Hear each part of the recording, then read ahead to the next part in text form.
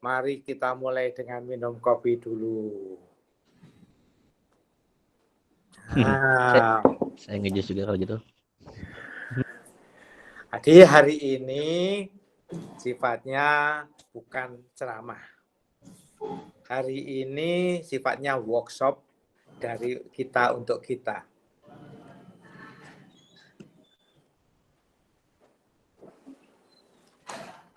Kenapa ini perlu saya sampaikan? Karena saya tidak mau hanya masuk kiri keluar kanan seperti nonton bioskop.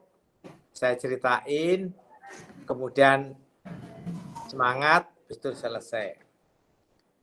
Yang ingin saya lakukan adalah menggali dari rekan-rekan semua.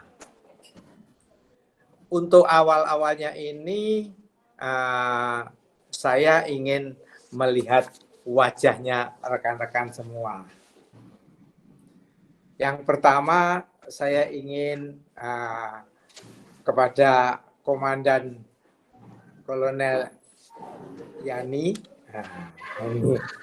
mohon wajahnya, ini wajahku, mana wajahmu? Ini kita harapin muncul semuanya. Selamat pagi Pak Wimbo. Selamat pagi, aduh senang ketemu Bapak nih. Belum sempat Makasih, ketemu Pak. kita. Ya. Oke, dari Semarang kita bergerak ke Pak Hari Budiwaluyo. Mana Pak Hari Budiwaluyo? Assalamualaikum Pak Wimbo, salam sehat selalu Bapak. Warahmatullahi wabarakatuh. Kita belum sempat di sana ya, sebagai Dari ujung timur ya. Bapak, izin siap. Kemudian kepada Iwan Novi. Mana wajahmu? Selamat pagi Pak Wimbo. Selamat pagi. Salam sejahtera bagi kita semua. Bagaimana bandaranya? Alhamdulillah berjalan lancar, normal semuanya Pak Wimbo. Ya. Kemudian Dadi nih, Dadi Maulana. Assalamualaikum Pak Wimbo, salam Waalaikumsalam. sehat. Yang mana Dadi? Alhamdulillah Pak, sehat sekarang Pak. Di timur ya? Iya Pak. Sekarang masih di kantor Jakarta Pak. Oh, Nanti kapan mau pindah ke sana? Tanggal 2 Agustus kita ke sana. Iya. Tanggal 3 sudah aktif. Nanti mungkin ketemu Pak Amiruddin dulu. Pak Amir dulu ya. Ya, ada City of Music. Ya, betul. Siap, Pak. Kan kemarin bandara mau ke situ. Terus Adil ini, pebisnis juga nih. Rahmat Adil Indrawan. Apakah ada? Assalamualaikum Pak. Waalaikumsalam warahmatullahi wabarakatuh. Apa kabar Pak? Ya, udah tes rapid ya? Udah Pak. Kemudian Didik Suryanto. Didik Suryanto apakah ada? Apakah berkenan memunculkan wajahnya Didik? Kalau belum berkenan mungkin dengan I Gusti Ngurah Agung Wirama. Selamat pagi Pak Ibu. Ketemu lagi Pak dari proyek. Di Kupang di mana aja sekarang, tangan di mana nih ini? Sekarang saya di proyek pengembangan Hasanuddin Makassar Pak. Oh, Hasanuddin sudah Makassar ya. Di tahun 2019 kemarin Pak. Iya. Pak Wirama. Terakhir kita ketemu di mana ya? Bapak memberikan coaching kemarin di ini Pak, mentoring di tempat kami di Satker. Oh ya tetap sama ya Pak, berarti di Makassar juga ya? Ya, di Makassar Pak. Sekarang Jul Siahaan kalau ada, Jul. Pagi Pak Wimbo. Pagi Jul. Ya. Kemudian Don Anugrah Safri. Don. Kalau ada Don Anugrah Safri. Kalau nggak ada, Herdanu Sri Novanto. Selamat pagi Pak. Assalamualaikum. Gimana kabarnya Pak? Waalaikumsalam warahmatullahi wabarakatuh. Sudah terima semuanya ini.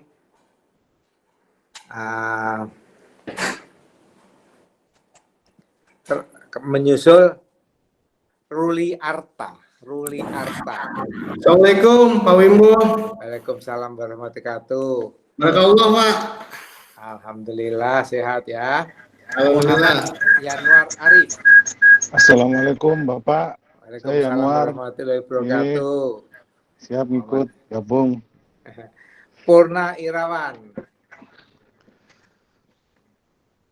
Purna Irawan, kalau boleh saya ingin melihat wajahmu. Purna. Assalamualaikum Pak Wimbo. Waalaikumsalam warahmatullahi wabarakatuh. Lama tak basu nih. Iya Pak. Bapak Anggrek Angkasa Pura 1 Pak. Ayo muncul kalau mau muncul Rika IT. Iya Pak. Nah. Assalamualaikum warahmatullahi wabarakatuh Pak Wimbo. Waalaikumsalam Rika. Sehat terus ya Pak. Yo. Iya Masih Pak. terus.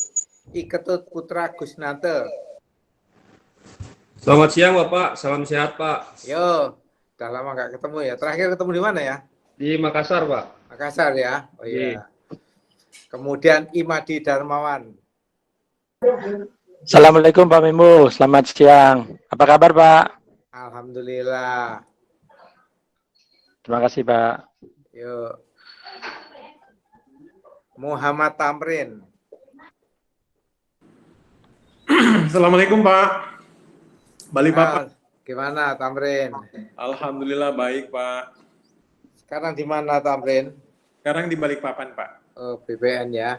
Ya. Kemudian Dedi. Assalamualaikum Pak Wimbo. Apa kabar Pak? Sahib saya nih, Surabaya. Ya, Pak. Siap. Sekarang udah di Iya Pak. Di Iya Pak, Jogja. Iya. Oh iya. Oh di Iya Jogja ya. Oke. Ya Di Pak. ayam Mbah. So, ketemu di ayam itu kan? Ya, siap Pak. Inyuman Nur. Inyuman Nur, kalau boleh lihat wajahnya. Nah, Siap Bapak. Assalamualaikum. Waalaikumsalam warahmatullahi wabarakatuh. Di mana sekarang? Nama Pak dengan Pak Dedi Pak di Kulon Progo Pak. Oh, kemarin dah lewat ini. Terakhir Siap. Bambang Triyono. Assalamualaikum Bapak, selamat pagi. Oh ini sama juga, iya juga ya Bambang ya. Oke, berarti yang nggak Bapak. ada Adon, kemudian Didi Suryanto yang nggak ada dari 20. Baik.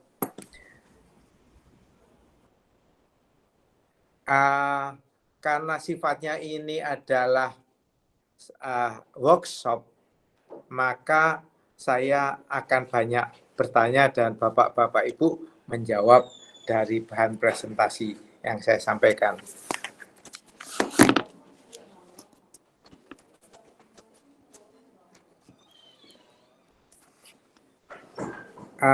Yang pertama ini adalah menyiapkan untuk future leader. Bapak Ibu sekalian membayangkan bahwa Bapak Ibu itu saat ini adalah top dari unit yang Bapak Ibu jalankan. Jalankan untuk masa depan. Jadi Bapak Ibu adalah top manajemen di situ, sehingga akan membuat bagaimana ini ke depan. Jangan melihat saya sebagai Dirut AP1, saya adalah mendampingi dari Bapak Ibu sekalian. Jadi skenarionya adalah saya akan mendampingi Bapak Ibu sekalian, mungkin antara 3 bulan sampai 6 bulan. Tujuannya adalah mengeksplor potensi Bapak Ibu sekalian. Jadi bukan saya memberikan pengarahan sebagai eksekutif, saya akan eksekutif coaching, saya akan memberikan pertanyaan-pertanyaan, pendampingan, advisory, bahkan konsultasi, saya akan memberikan arah ke situ. Saya akan menanyakan potensi Bapak Ibu miliki, maka saya sudah menerima jawaban dari rekan-rekan sekalian. Terima kasih banyak. Tugas atau PR dari yang saya sampaikan jangan dianggap beban. Karena ini adalah untuk mengeksplor, untuk memancing, memaksimumkan potensi Bapak Ibu sekalian. Yang kita pikirkan adalah bukan sekarang. Sekarang sudah ada job desk-nya, ada KPI-nya, ada dan sebagainya, ada evaluasinya. Tapi yang kita siapkan ini adalah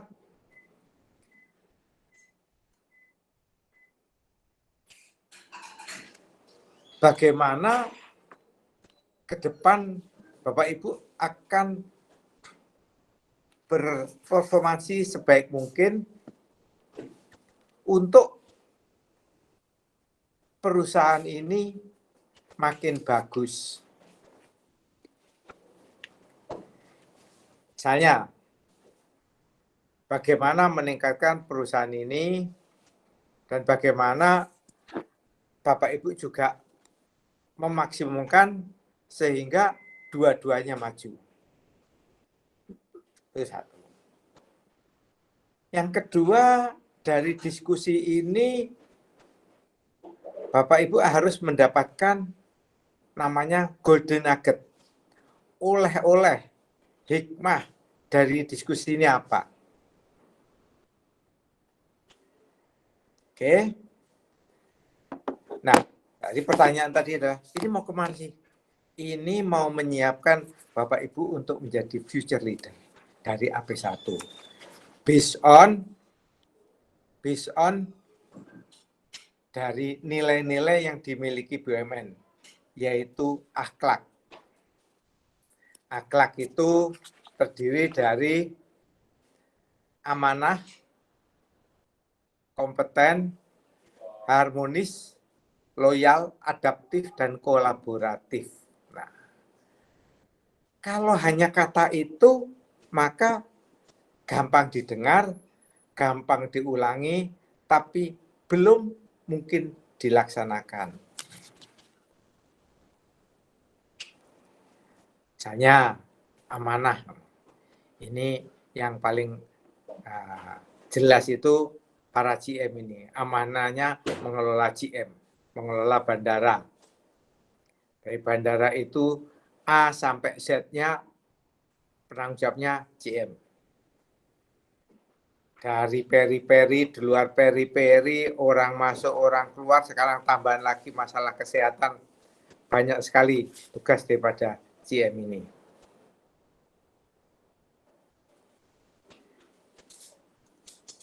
Kalau di unit yang lain, ya sesuai dengan job desk-nya aja, apa yang perlu dikerjakan. Yang kedua, kompeten. Ini bahannya nanti akan saya kirim, jadi nggak perlu dicatat, kita diskusi-diskusi aja. Yang perlu dicatat adalah yang pertanyaan-pertanyaan saya tadi. Ada beberapa yang sudah memasukkan, dan itu yang akan kita bahas di sini. Yang kedua, dari akhlak itu kompeten. Semua sudah tahu kompetensi menangani tugasnya itu apa, sudah tahu, ada job desk-nya, ada syarat-syaratnya untuk menjalankan job desk itu adalah kompeten. Yang ketiga, harmonis. Ini jelas ini. Tidak ada unit yang bisa jalan sendiri di AP1 itu. Semuanya ketergantungan dengan unit lain. Harmonis. Di bandara juga sama, kelihatan sekali. Harmonisnya harus dengan unit-unit terkait lainnya. Di kantor pusat juga sama, tidak ada unit sendiri. Unit sendiri itu hanya namanya Angkasa Pura I. Yang lainnya pasti membutuhkan yang lain, butuh harmonis. Nah, loyal ini yang diharapkan adalah menomorsatukan negara. Menomorsatukan negara. Diharapkan nggak ada lagi yang lain-lain, jelas. Seperti halnya di kabinet, maka mulai Pak Jokowi tahun 2014, Pak Jokowi menentukan kalau di kabinet tidak ada lagi visi menteri. Makanya nggak ada visi Menhub apa visi ini nggak ada. Yang ada adalah visi presiden. Satu. Ini untuk negara. Sehingga nomor satu loyalitasnya adalah untuk negara. Selanjutnya adalah adaptif. Ini yang saat ini kita semuanya mengalami. Corona menciptakan kita harus adaptif. Paham tidak paham digital harus jalan. Paham nggak paham istilah harus dimengerti. Rapid test, PCR apa tuh? Adaptif.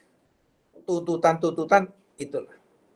Adaptif itu satu, adaptif terhadap lingkungan, adaptif terhadap teknologi, adaptif terhadap pasar,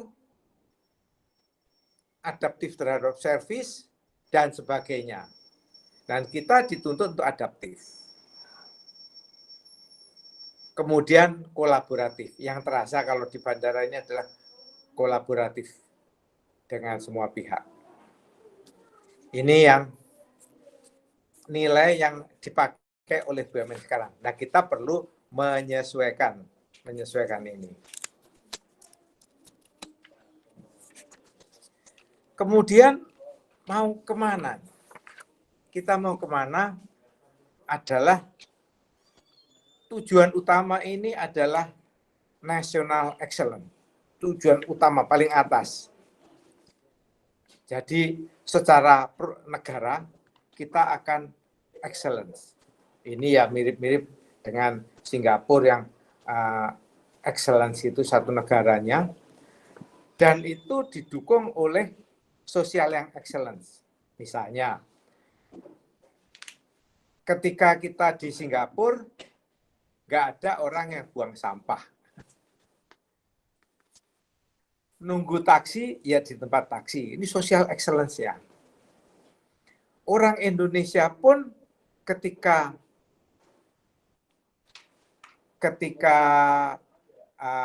di Singapura sama. Ketika di Singapura, mereka jadi social excellence. Nunggu taksi juga di tempat taksi, buang sampah juga nggak berani. Nah, sebelum ke sana itu ada tahapannya, itu corporate excellence. Perusahaannya excellent. Tadi kan paling atas adalah national excellence, turun dikit social excellence, turun lagi ada corporate excellence. Nah, corporate excellence itu adalah yang mengikuti standar-standarnya. Standar dunia, standar perusahaan, standar industri, dan sebagainya, peraturan. Nah, di kita ini, hari ini ada turun lagi ke unit-unitnya. Corporate excellence jika seluruh bandara excellent, jika seluruh unit-unitnya excellent, jika treatment dengan seluruh stakeholder-nya excellent. Nah, itu berasal jika kita mempunyai excellent in corporate value. Jadi nilai-nilai perusahaan itu excellent dan diterjemahkan. Ini yang akan kita bahas hari ini. Untuk itu sebentar saya akan koordinasi masalah teknis. Bentar, tunggu sebentar.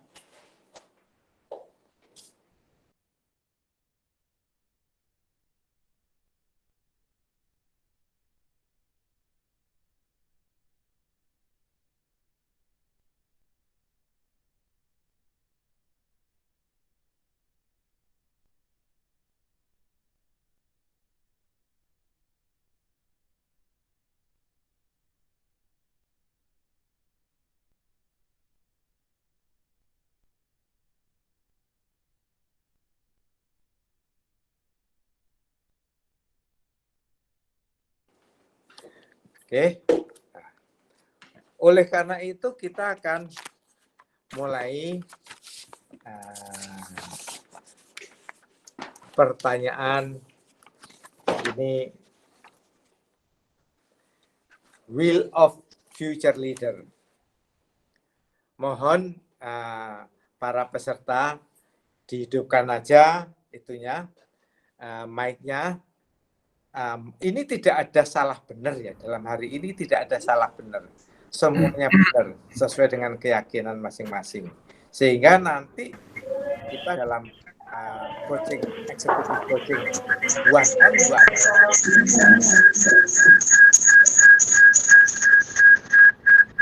Ya, oke, matiin. Nanti kalau pas bicara aja dinyalakan, pas bicara mic dinyalakan, tapi saya ingin nanti nyalakan. Will of future leader. Menurut bapak-bapak, untuk future leader, apakah bapak-bapak sudah ngisi? Dan silahkan bagi yang ingin menyampaikan di sini, menurut Anda will of future leader apa saja menurut Anda? Di sini tidak ada salah atau benar. Kita akan fine tuning bersamaan nanti. Jadi ngeceknya benar tidak salahnya itu namanya kalibrasi. Jadi sekarang diisi aja. Apakah nanti benar atau tidak kita kalibrasi. Bagaimana kalibrasinya?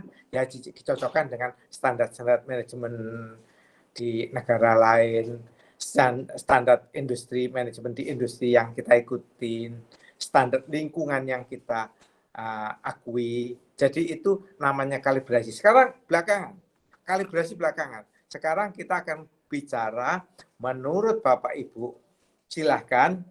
Nggak usah lengkap 8 juga nggak apa-apa.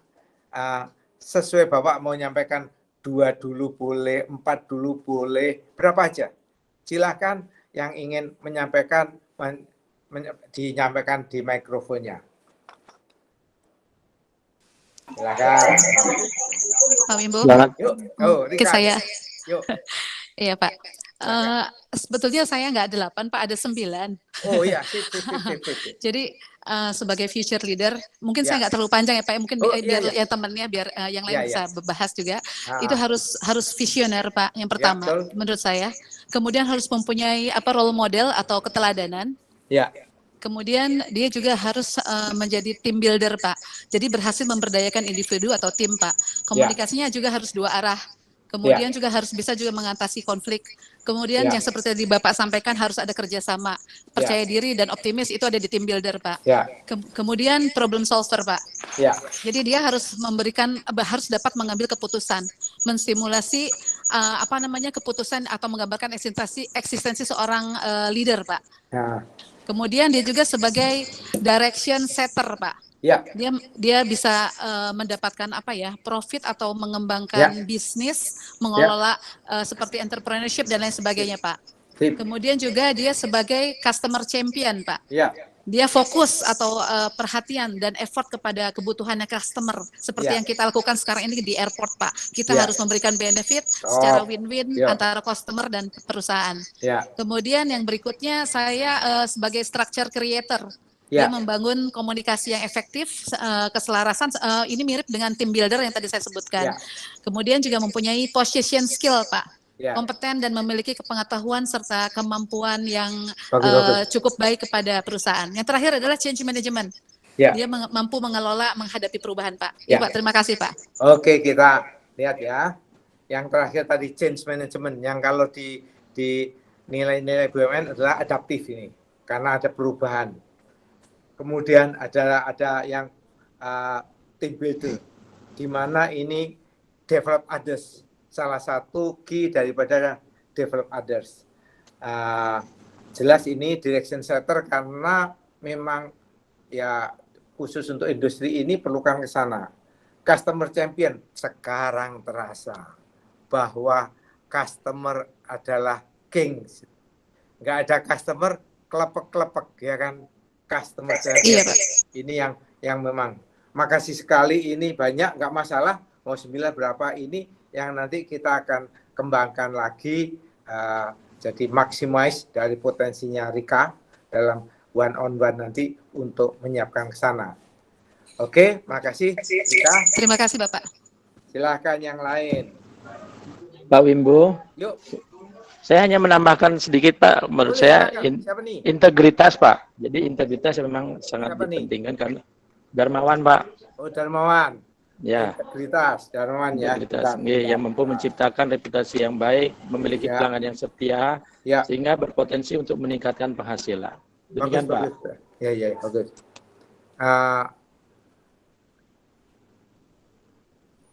Wajahnya, tolong wajahnya ya. Saya butuh wajahnya. Siapa? Ya, oke. Tambahan. Silakan. Darmawan. Ada lagi 2 itu aja, integritas sama itu ya. Izin Pak dari Herdanu Pak. Herdanu. Ya Pak. Yuk. Mungkin saya menambahkan saja. Yang pertama tadi jujur dalam hal ini di dalamnya sudah masuk integritas dan sebagainya Pak. Ya. Kemudian juga mempunyai future leader kita harus mempunyai soft skill sama hard skill yang cukup baik Pak. Jadi bisa imbang. Karena kalau kita hard skill saja pendekatannya akan berbeda dengan orang yang punya soft skill yang lebih baik. Kemudian juga mempunyai satu hal, dedikasi yang tinggi untuk memajukan dan mengembangkan perusahaan Pak. Bagaimana caranya? Dia sebagai nakoda, dia harus bisa tahu positioningnya, tahu arahnya, dan dia tahu harus bagaimana dalam menyikapi perkembangan yang ada. Makasih. Mungkin itu Pak, tambahan ya, Pak. Dari sama satu lagi mohon izin Pak. Panggilannya satu lagi Danu ya.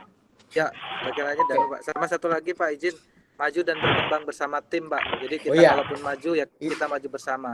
Ini kita, kan develop others. Bahasa itunya develop others. Siap. Maju bersama tim. Oke. Satu Pak Wibo. Enggak masalah. Yuk silakan. Dengan Dedi Pak. Oke. Ya. Silakan Ded. Tadi sudah banyak yang disampaikan, tapi ada satu hal Pak yang ingin saya tambahkan mengenai kepercayaan Pak. How to as a leader we get kepercayaan trusted from others Pak. Ini bisa kalau kita sudah mendapatkan kepercayaan Pak, kita akan bisa membawa suatu organisasi atau apapun itu menjadi lebih maju. Team building akan terbentuk Pak. Integritas akan terbentuk kalau kita bisa memperoleh kepercayaan itu tersebut Pak. Nah, how to build the trusted itu tadi Pak, metodenya dengan integritas, dengan bagaimana membentuk satu tim. Itu sih Pak tambahan dari saya. Makasih Pak. Makasih Dedi. Dari Kulon Progo. Dedi dari Kulon Progo menyusul. Silakan yang lain. Tambahan dari kami Pak Wimbo. Dari Jul Siahaan Pak. Dari Jul. Oke. Ya Pak, dari Bapak Ibu yang sebelumnya sudah banyak menyampaikan, mungkin dari saya tambahan satu aja Pak, bahwa future leader Angkasa Pura I ke depan ataupun di perusahaan lain mestinya juga punya, saya sebutnya network building capacity Pak. Jadi harus punya kapasitas membangun network. Ini hubungannya dengan network di let's say misalkan stakeholder kunci dan segala macam, sehingga karena bisnis tidak bisa berjalan sendiri di luar network Pak. Itu Pak tambahannya Pak. Terima kasih Pak. Oke. Jadi network itu masuk dari nilai yang tadi. Sebentar. Itu dari nilai BUMN, networking itu masuk nilai adalah kolaboratif ya. Networking itu adalah masuk dari nilai kolaboratif ya Jil ya. Ya Pak. Oke. Diulangi sama juga nggak apa-apa teman-teman, karena ini akan memberikan kepada masing-masing cara pandangnya. Cara pandangnya adalah seperti ini.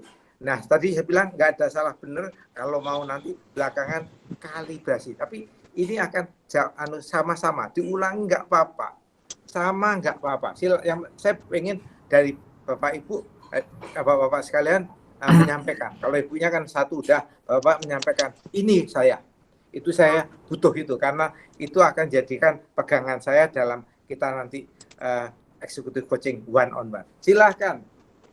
Izin Pak. Dari mana? Dengar Ruli Pak. Oh Ruli, silakan. Ya. Pak izin mungkin tambahan aja satu. Saya melihatnya bahwasanya ke depannya, walaupun dengan istilahnya kita sudah banyak subsidiary anak perusahaan Pak, kita harus mulai mengembangkan diversiasi bisnis lagi Pak. Oke. Ya. Mungkin itu aja Pak tambahannya, dengan kolerasi dengan adaptif di value BUMN. Terima kasih Pak. Itu yang tadi di adaptif itu salah satu menyesuaikan dengan pasar. pasarnya memang minta seperti itu, ya seperti itu. Pada tahun 2000, Indosat itu sudah mengembangkan e-commerce, namanya dagang.com tahun 2000. Tapi pasarnya belum nyampe. Handphone masih belum sebanyak sekarang. Teknologi belum nyambung. Tapi sebaliknya, sekarang pasarnya mau minta digital, minta Zoom, minta Google Meet, ya suka nggak suka harus seperti itu. Tiba-tiba operator harus menyiapkan bandwidth yang besar. Ini menyiapkan betul. Jadi pasarnya yang baru itu akan ikut itu, Ruli. Betul. Makasih Ruli. Silahkan. Ya, Pak. Makasih. Apa nih? Dengan Iwan, Pak Wimbo. Oke. Izin menambahkan terkait dengan future leader ini. Sebentar, Dewan itu nama lengkapnya apa? Iwan, Pak. Oh, Iwan. Oh, Iwan. Oh. Iya, Pak. Iya. Dari bandara El Tari Kupang, Pak. Tari Kupang. Udah bagus ya, Kupang? Iya. Udah punya gambar data ya? Siap. Iya, Pak. Yo, jadi izin Bapak menambahkan terkait dengan future leader tadi, menurut saya di situ juga harus bisa memanage SDM-nya. Dalam arti di sini harus mampu melakukan penyusunan human capital master plan-nya, karena di situ juga harus bisa memproyeksi kebutuhan human capitalnya, apakah di situ dari sisi jumlah dan kompetensinya sudah tepat atau belum. Kemudian yang kedua juga harus bisa melakukan perencanaan alokasi dari sisi SDM-nya dan sekaligus pengembangan karirnya. Dan yang ketiga, yang terakhir ini adalah di situ harus bisa mengukur produktivitas dari SDM tersebut. Mungkin itu tambahan dari saya, Pak Wimbo. Ya. Terima kasih, Pak. Pada penutupan slide saya hari ini, tagline-nya adalah people first, result later. Jadi orangnya diberesin dulu, hasil menyusul. Ini yang sering ketinggalan. Ya, makasih Pak. Salam buat NTT. Saya Pak. Oke. Ya, Pak Wimbo dengan Dadi Pak. Oke. Bentar. Dani itu nama lengkapnya apa? Dadi, pribadi Maulana Pak. Oke, Dadi ya. Tambahan Pak. Jadi ada satu, mungkin belum, ada tiga mungkin. Satu masalah konsistensi Pak. Jadi pemimpin itu dibutuhkan suatu konsistensi yang tidak plan Pak. Jadi tim-tim itu akan percaya dan trust kepada pimpinan tersebut. Dan yang kedua peduli. Jadi peduli itu baik kepada tim anggota dan perusahaan, baik secara pribadi ataupun non pribadi. Jadi kita memikirkan anggota ini kalau ada kendala dalam bekerja ataupun kendala dalam berumah tangga. Maksudnya kesejahteraan terhadap anggota itu kita pikirkan juga untuk benar-benar merasa loyal untuk perusahaan. Ya, bagus. Tambahnya seperti itu tuh Pak. Sama yang pertama satu tadi konsisten itu kalau menurut saya itu inline dengan nilai amanah. Konsisten. Amanah. Jadi dari nilai BUMN itu ada nilai amanah yang konsisten tadi. Kemudian dengan yang itu adalah harmonis tadi dengan peduli itu. Peduli itu adalah menurut saya harmonis dengan faktor-faktor sekitarnya. Nggak mungkin kita kalau nggak peduli kita akan harmonis itu pasti. Makanya ada CSR dan sebagainya. Gitu ya. Siap. Ya jadi ya. Oke. Makasih Pak. Oke, makasih. Terus silahkan yang lain. Izin Pak. Siapa? Muhammad Januar Pak. Oke. Ya. Saya sedikit menambahkan di penekanan saja Pak. Jadi apa yang dicontohkan beliau Rasulullah SAW itu kan banyak beliau berhasil di bisnisnya dalam memimpin suatu negara dan itu sudah terbukti selama 1400 tahun. Jadi penekanan saya di ini Pak, dari kondisi apa yang jadi sifat-sifat beliau itu sendiri. Jadi sidik amanah tabligh fatona itu yang kita rangkum dalam suatu bentuk yang jadi namanya suatu integritas Pak. Iya. Jadi selain itu juga yang berikutnya itu adalah adil dan bertanggung jawab. Karena apa? Karena memang sebetulnya ini mungkin bagian daripada integritas itu sendiri, tapi memang saya perlu menekankan bahwa suatu keadilan dan bertanggung jawab itu adalah suatu yang harus benar-benar dipegang oleh seorang pimpinan masa yang datang, Pak.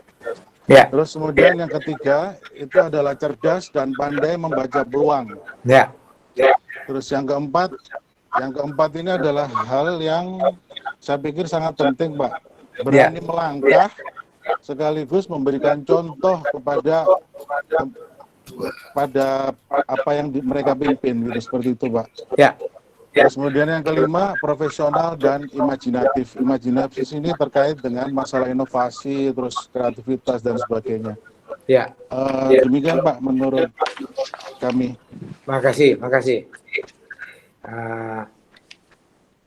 Silakan. Setelah Yanuar masih siapa lagi yang mau? Saya Pak Doan, Pak. Yuk, dengan siapa? Halo Pak Doan. Salam kenal Pak, tadi kameranya nggak kelihatan Pak. Oh. Ya, Bentar. selamat pagi. Nama lengkap siapa? Doan Anugrah Pak. Oh, tadi nggak ada saya panggil. Oh tadi kameranya ini Pak, ada sedikit trouble. Oh iya. Oke, gimana Don? Baik Pak, sehat ya Pak ya? Alhamdulillah, tak cari tadi. Sedikit aja Pak, masukan tadi hampir semuanya, tapi menurut saya Pak, yang paling penting kita tingkatkan adalah kompetensi teknis secara keseluruhan sih tadi, termasuk leadership, how to business acumen-nya, operasional dan lain-lain, itu adalah kompetensi teknis. Itu sangat penting, tapi lepas dari itu semua kan kita juga punya ukuran yang sekarang lagi digadang-gadang, akhlak gitu Pak ya, yang menurut saya adalah itu merupakan upaya tanpa akhir gitu, yang nanti ukurannya adalah ukurannya akhlak itu kan kerjaannya KPK nanti, terus BPK, Kejaksaan, atau mungkin tim P4DP gitu. Jadi akhlak ini sesuatu yang mungkin nantinya akhirnya padunya adalah dengan lembaga yang bisa melegitimasi kegiatan kita, apakah ini sudah sesuai atau tidak. Tapi yang paling penting untuk future leader, ya kompetensi-kompetensi tadi Pak yang harus kita tingkatkan, terutama teknis dan lain-lain. Itu aja Pak masukan dari saya Pak. Terima kasih Pak. Makasih Don. Jadi kita memang tadi kalau dikaitkan tadi dari Don adalah masalah kompeten, karena di dalamnya kalau kita kaitkan ini salah satu adalah kompeten yang terkait tadi menguasai bidangnya, ya bidang-bidang kita. Kalau kita kan ada standar AKO atau standar yang lain, itu yang mungkin tadi sampaikan oleh Don ya. Iya Pak. Oke. Habis Don siapa? Ada yang manggil Don atau Duan toh kamu? Doan Pak. Kok ada yang manggil kamu Don itu? Ya udah. Duan, ya. Oke, Duan. Purna dari Bali Pak. Purna dari Bali Pak. Purna ya, Pur. Halo. Ya. Ya Pak, mau nambahin aja Pak dari teman-teman yang luar biasa tadi. Jangan nambahin terus ya, punyamu apa ya. Ya, untuk feature ini Pak, ya. Satu memiliki misi, yang kedua berketuhanan yang Maha Esa Pak. Demikian Pak. Terima kasih. Oke. Jadi misi dan ketuhanan yang Maha Esa gitu ya. Oke. Gimana Purna sekarang di Bali? Luar biasa Pak. Gimana ke crowd gimana crowd? Iya Pak. Crowd nggak ada. Mudah-mudahan Bapak kita lagi Pak, kasih arahan kami lagi Pak. Iya. Oke. Purna ya. Selesai Purna. Ada lagi, siapa lagi yang masih belum? Izin Pak Limbo, saya menyampaikan Pak. Saya Wirama dari proyek Makassar Pak. Kalau menurut saya ke depan seorang leader itu harus memiliki sifat jujur dan mau Pak. Jadi jujur dalam artian dia akan bisa membangun trust ataupun kepercayaan daripada stakeholder sehingga nanti network working-nya bisa segera terbentuk. Kemudian satu lagi, dia harus seorang yang inovasinya tinggi Pak. Jadi bisa melihat peluang sekecil apapun untuk dimanfaatkan atau diambil untuk kepentingan perusahaan. Salah satu contoh mungkin menurut saya ada aset yang terbengkalai, itu mestinya untuk Angkasa Pura sekarang ini bisa dikelola untuk menjadi sesuatu yang menghasilkan ataupun meningkatkan profit dari Angkasa Pura. Saya kira itu. Karena saya rasa dalam kondisi yang sekarang ini, dulu orang membayangkan buka, vulnerable segala macam itu. Saat ini betul-betul kita ini nggak tahu arahnya kemana. Makanya butuh tadi inovasi. Karena kabutnya ini menyeluruh, depan kabut, kanan kabut, belakang kabut. Tapi ya tetap harus berinovasi. Bagaimana memaksimumkan. Saya rasa tadi memang Firama bilang masalah itu, ya saya rasa benar. Bagaimana kita harus berinovasi. Karena kita memang diajari ke depan. Tapi sebetulnya ke depan itu seperti apa? Ya kita hadapin ke depan. Seperti apa itu? Kita lihat apakah itu bentuknya depan belok, depan menanjak, atau malah turun, atau depan ke kanan. Betul. Jadi inovasi yang kita hadapi. Sekarang kita mendapat tantangan. Kalau Angkasa Pura tuh masih peluangnya banyak. Satu, pesawat pasti mendaratnya di bandara. Nah, ini kan malah pergi juga dari bandara. Nah, kalau bandingin dengan masyarakat umum seperti saya ini buka warung, nggak tahu siapa yang mau datang. Kapan datangnya juga nggak tahu. Nah, kalau di AP1 peluangnya masih ada. Tapi itu pun perlu inovasi yang bilangin. Nah, kita nanti akan dalam efektif leader itu akan menerjemahkan apa saja. Apalagi di pembangunan, Bapak Firman kan di pembangunan, di mana selalu ada value engineering. Iya. Value. Apakah bisa lebih baik lagi? Apakah bisa lebih efisien lagi? Apa yang diefisienkan? Ini kabel pakai kabel ini, kabel itu, batak dan sebagainya. Bidang Bapak lah itu yang akan berjalan terus. Inovasi di bidang Bapak itu akan inline. Oke, Pak. Beli Firama, hatur suksma. Siapa Pak? Suksma Bapak. Siapa menyusul? Jin Pak, Muhammad Amri Pak. Oke. Jin Pak, Muhammad Amri. Oke, silakan. Baik Pak. Bapak, yuk. Ya, dari sisi kami menyampaikan untuk future leader di AP1 itu kita dibutuhkan adalah kecerdasan emosional dan spiritual. Kenapa kami membagi dua itu? Karena dua komponen itulah yang bekerja secara hard skill dan soft skill. Sehingga dalam memanage tim itu betul-betul secara kemampuan, skill dan potensinya dan keseimbangan dengan spiritualnya sehingga nanti outputnya itu bisa lebih optimal. Makasih Pak. Ya, Tamrin, saya rasa itu untuk BPN ini juga cukup menantang. Ya. Kalau yang Firama baru mau bangun, butuh inovasi. Ini Tamrin ini pegang Balikpapan sudah ada, butuh inovasi juga. Bagaimana cara inovasi ya? Yang satu mau bangun, satunya sudah ada. Nah, diapain ini? Nah, ini lagi tadi yang sampaikan tadi. Memang harus berpikir seperti itu. Baik, silakan. Yang lain. Selamat pagi, Surakarta. Selamat pagi Pak dan Pak Yani Pak, Yani aja. Loh, Pak Yani bukan Semarang. Solo Pak, di Semarang. Solo, ganti Solo ini. Solo ya, sok. Iya, silakan Pak Yani. Selamat siang Pak Ibu. Bapak dari helikopter atau dari apa? Dari Hercules Pak. Oh, Hercules. Kalau sebelumnya kan helikopter ya. Sekarang Hercules ya. Betul Pak. Aduh, belum ketemu ini. Silakan, Pak Yani. Sebelumnya saya menyampaikan saya baru join di AP1 ini baru sebulan, Pak. Ya. Jadi tentunya kepemimpinan saya sebelumnya pernah menjadi komandan skadron. Ya. Sehingga bicara tentang future leader, saya punya prinsip dan sifat leader yang efektif. Ya. Yang pernah saya terapkan adalah menyatakan kepada karyawan tentang tujuan yang spesifik. Ya, ya. Sehingga kita memiliki prinsip menciptakan sebuah pemahaman bersama, artinya selalu berinteraksi dengan karyawan untuk memastikan komitmen, kepatuhan dan tujuan bersama. Ya. Yang berikutnya adalah memberdayakan karyawan untuk kerja dengan seluruh kemampuan yang dimiliki. Ya. Terakhir Pak, dari kami berani mengambil risiko dengan bijaksana. Ya. Artinya mampu menilai dan mengelola risiko. Mungkin dari kami demikian Pak. Makasih. Jadi memang itu ada aspek-aspek yang risiko itu ya harus dihadapin.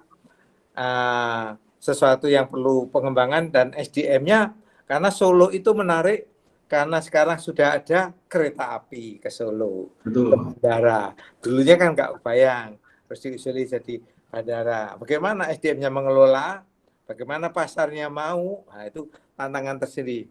Selamat datang Pak di Angkasa Pura bersama teman-teman yang lain. Moga-moga Bapak cocok tinggal di Angkasa Pura. Terima kasih, Pak. Oke, makasih Pak Yani. Kawan-kawan, saya mampir di sana karena belum sempat jalan-jalan di Solo. Ini masih agak takut-takut dikit. Disilakan Pak, dengan senang hati. Ya, makasih.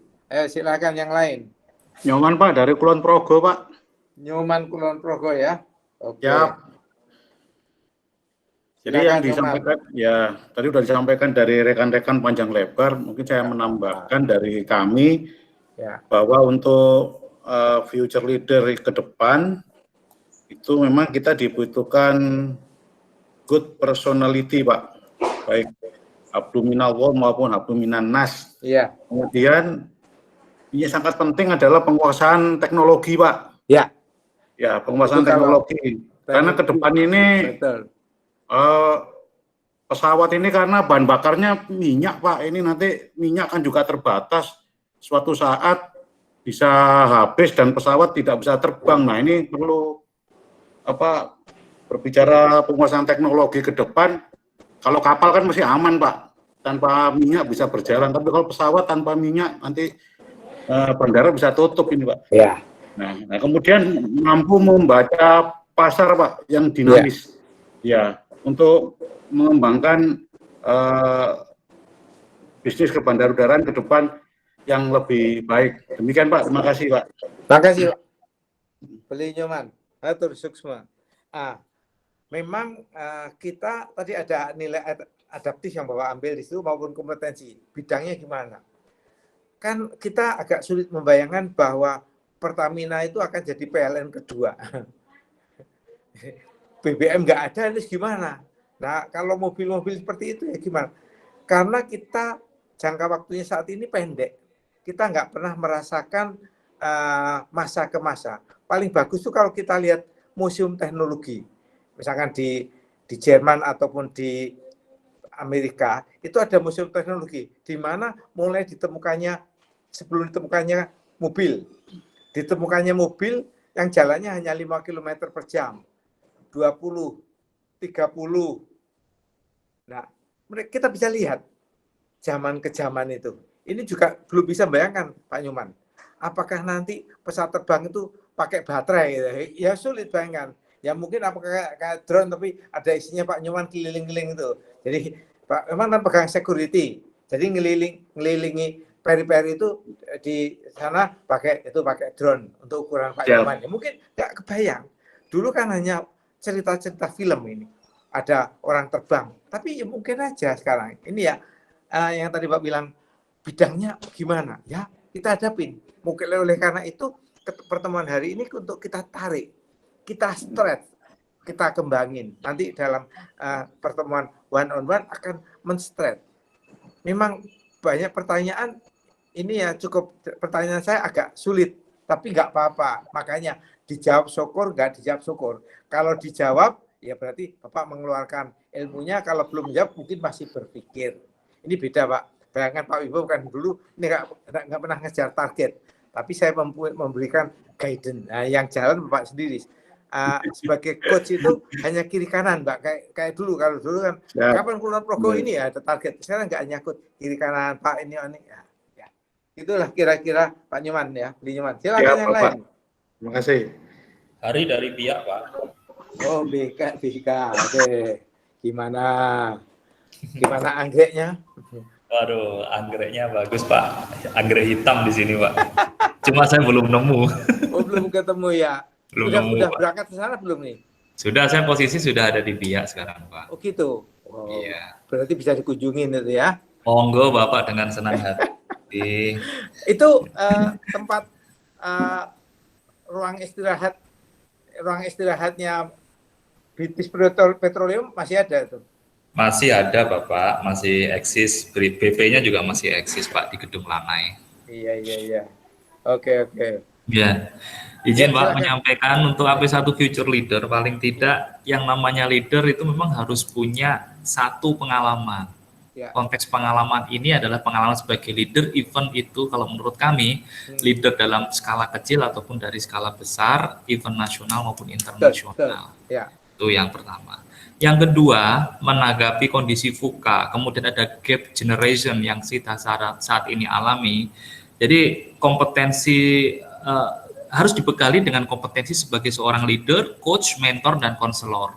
Ini menurut kami adalah satu hal yang merupakan kompetensi khusus yang wajib dimiliki oleh seorang future leader. Kemudian yang ketiga, link Pak.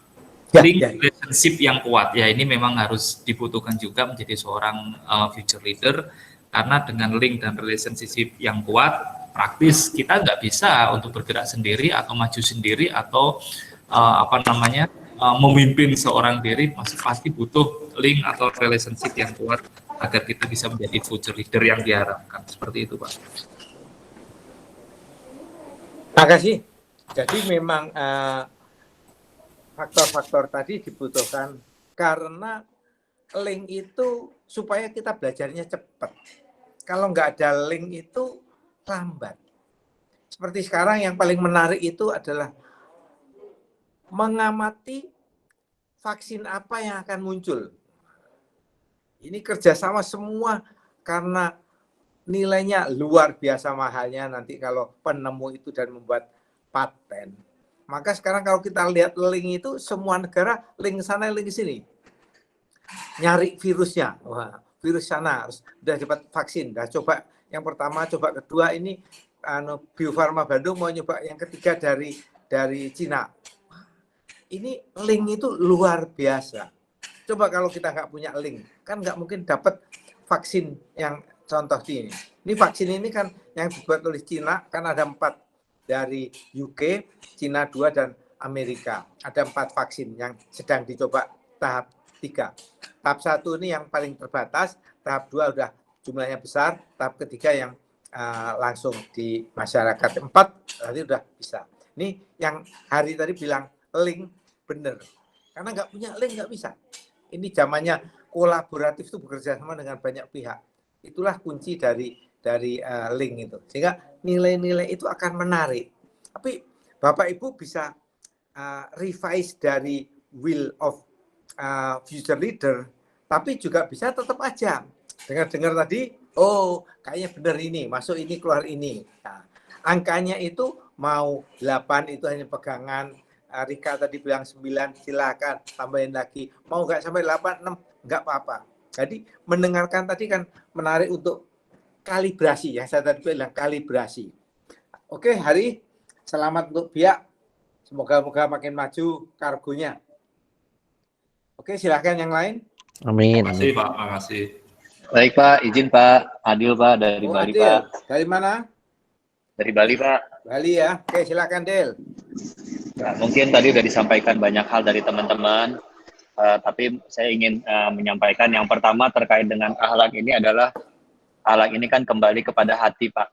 Seorang pemimpin itu, future leader menurut saya pribadi harus punya hati yang baik, punya hati yang bersih, niatannya memang murni ingin menjadi leader bagi pemimpin perusahaan tersebut dan menjalankannya dengan baik.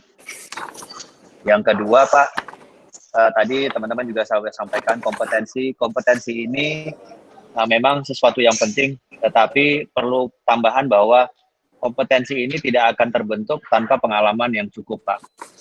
Nah, belajar dari apa yang kita alamin sekarang, Pak, bahwa dunia sedang mencoba. Kompetensi ini menurut Adil adalah tidak cukup hanya knowledge, tapi sudah dialami. Kompetensi tidak skill. cukup. Sudah sampai skill ini ya. Oke.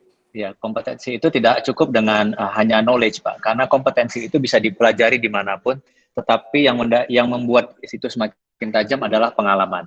Pengalaman ini sangat penting karena ketika kita berhadapan dengan sesuatu, mentok, tertusuk atau seperti apa, itu menjadi pengalaman yang sangat berharga dan kita sudah mengetahui bagaimana next-nya menyikapi hal tersebut. Nah, ini tidak terlepas dan merupakan faktor yang sangat penting dalam proses menjadi seorang future leader yang baik.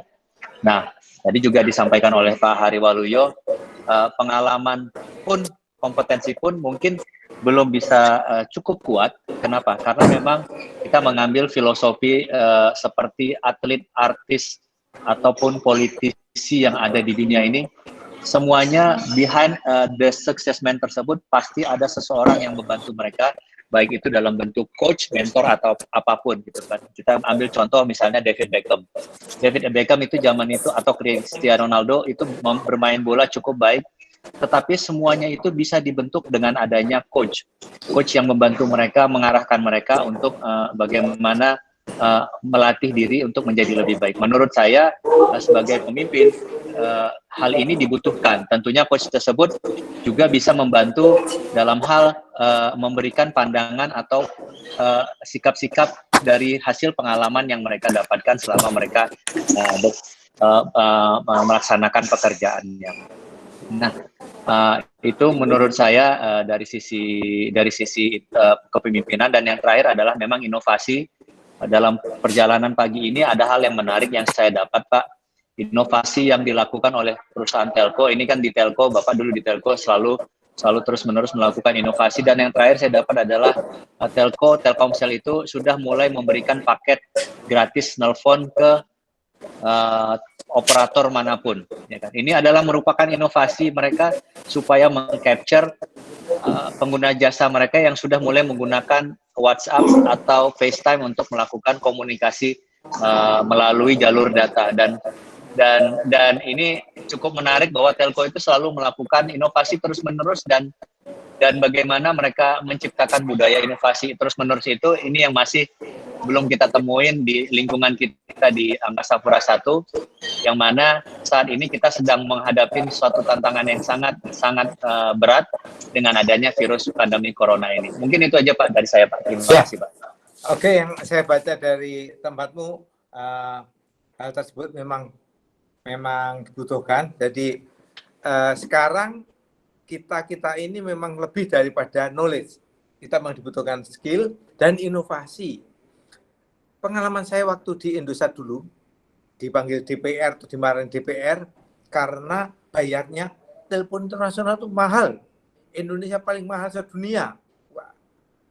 Tapi tahukah sekarang ketika telepon gratis nggak ada pujian, ya biasa itu, bahwa masyarakat itu akan demanding, akan terus seperti itu. Nah, kita juga sama. Di AP1 itu perlu berpikir, sekarang kolaborasinya dengan siapa aja? AP1 itu kolaborasinya dengan bagian kesehatan, bagian imigrasi, bagian bea cukai, bagian tenan-tenan, dan sebagainya. Nah, kolaboratif ini juga penting. Sehingga pengalaman berkolaborasi, kamu Adil tadi ada penting. Tidak hanya, ini butuh kolaborasi. Pengalaman berkolaborasi adalah tantangan tersendiri. Ada yang diminta seperti ini, mau, ada yang tidak, dan sebagainya. Saya rasa skill itu memang selalu dibutuhkan. Oke, silahkan. Yang lain, masih ada beberapa yang... Bambang, Pak. Oke. Bambang, ya, Pak. Silakan, Bang. Iya, terima kasih, Bapak. Jadi saya ingin melengkapi apa yang sudah disampaikan oleh rekan-rekan sekalian, yaitu keberanian mulai dan melakukan sesuatu yang baru dengan berbasis kepada yang oleh rekan-rekan, ya, memiliki integritas, kejujuran, kemudian leadership, kemudian orientasi kepada layanan pelanggan, tentunya juga fleksibel dan mudah beradaptasi terhadap perubahan-perubahan yang terjadi saat ini dan di masa yang akan datang. Saya kira itu tambahan dari saya, Pak.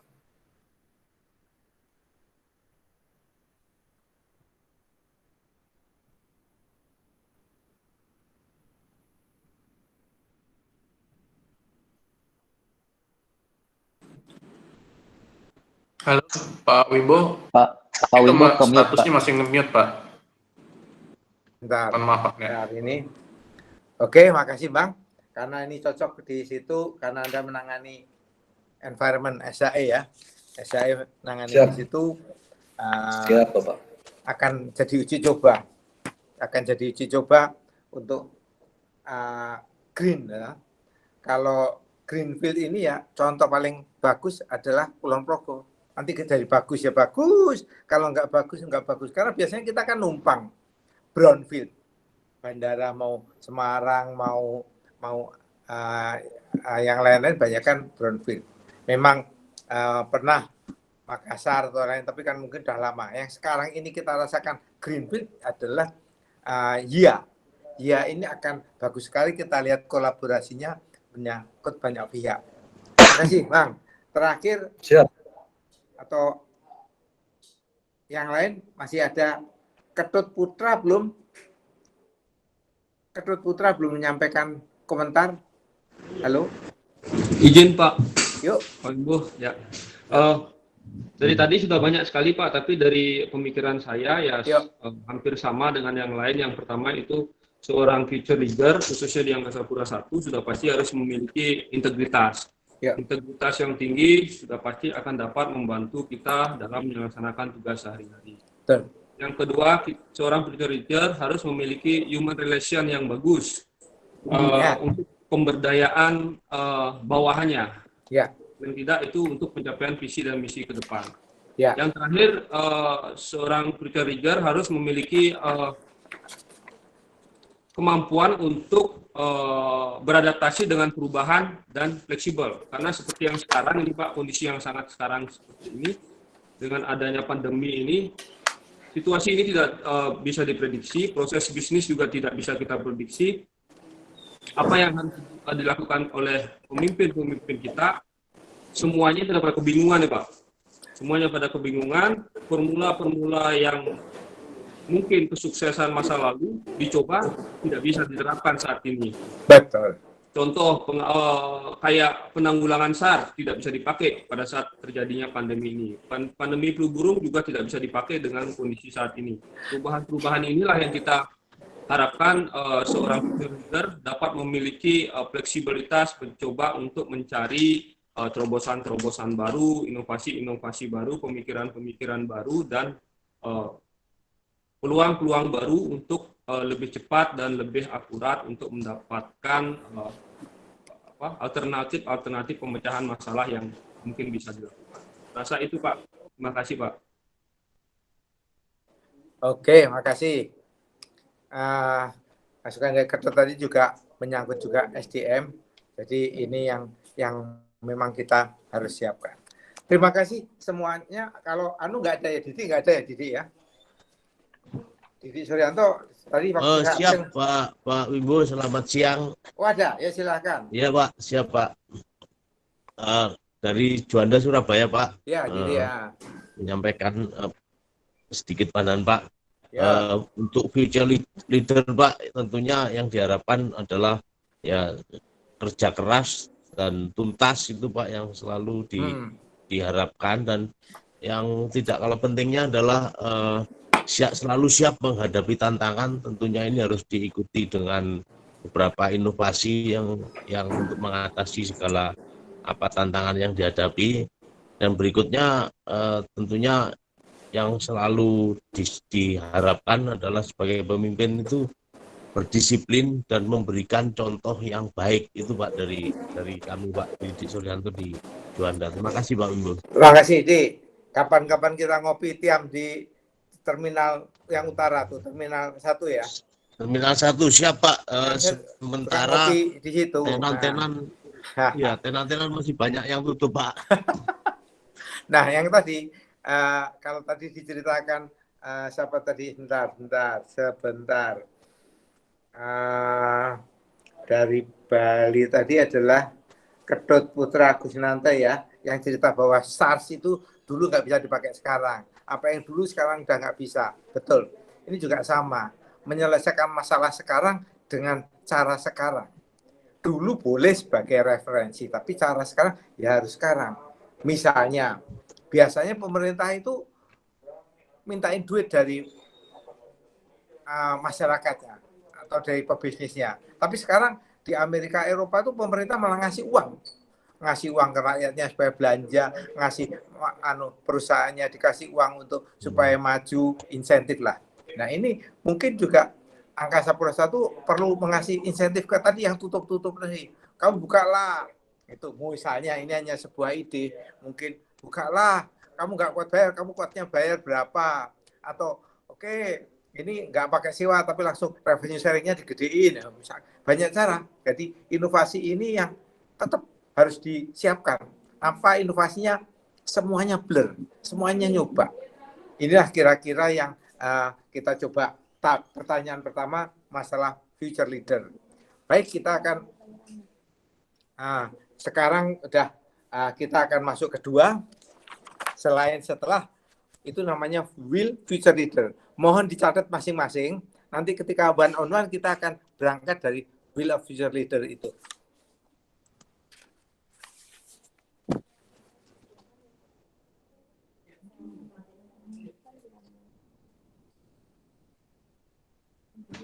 Oke.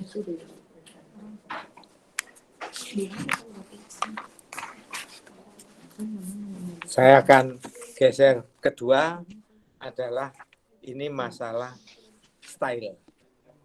Masalah manajemen style, masalah professional style, masalah executive style.